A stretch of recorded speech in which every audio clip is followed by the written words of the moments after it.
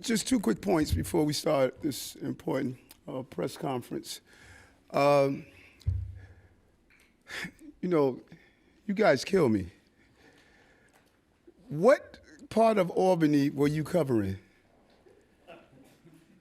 Eric gets beat up in Albany.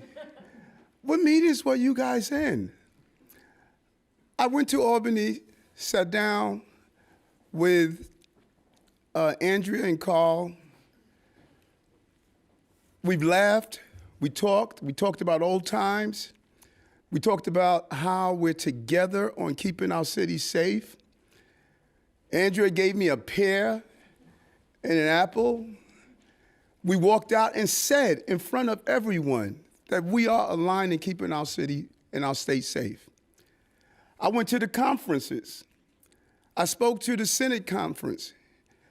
First few speakers spoke to me. Andrea said, hey, stop with the love fest, because Eric got to go, so let's get some questions in. Senator after senator talked about the relationship that we had. There was no arguing, no yelling, no screaming. Areas we disagreed on, we talked about it and we walked through them. We talked about EITC. We talked about violence. We talked about all of these issues in a civil way. I went to the Assembly conference. People raised the issues that they had, and we talked.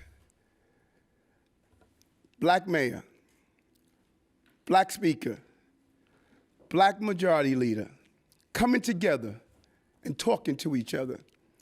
And if you would have turned on the news this morning, you would have said, it was all hell up there. I'm trying to figure out, do you guys already write the stories before I do something and just live out what you have already written? I'm going to stop doing off topics. Because if you already have your perception of me and you're already going to stick to what you think I am, then why am I doing this? If you want to acknowledge or not, I have been doing a darn good job.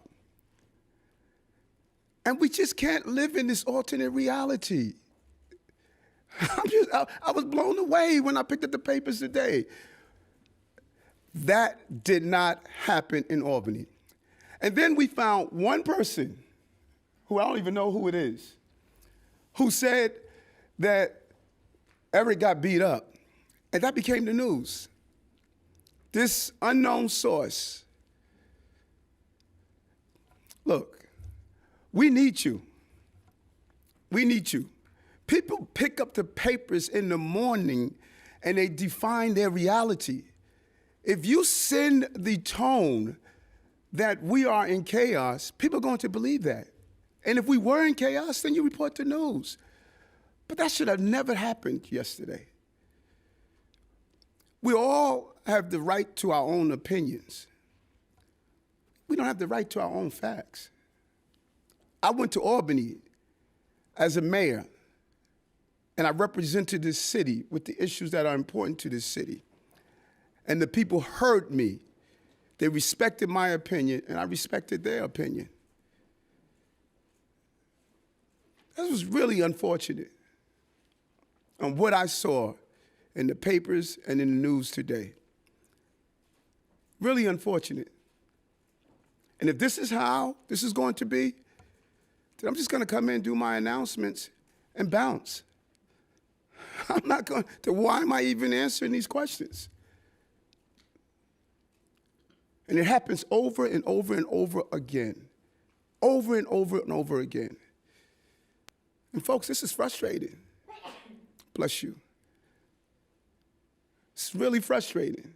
You wouldn't want my deputy mayors and team to distort the reporting of how we run in the city. Then we need to stop distorting the news.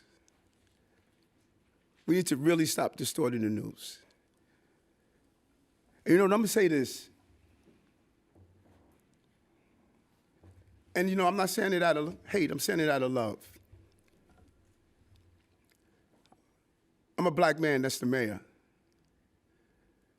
But my story has been interpreted by people that don't look like me.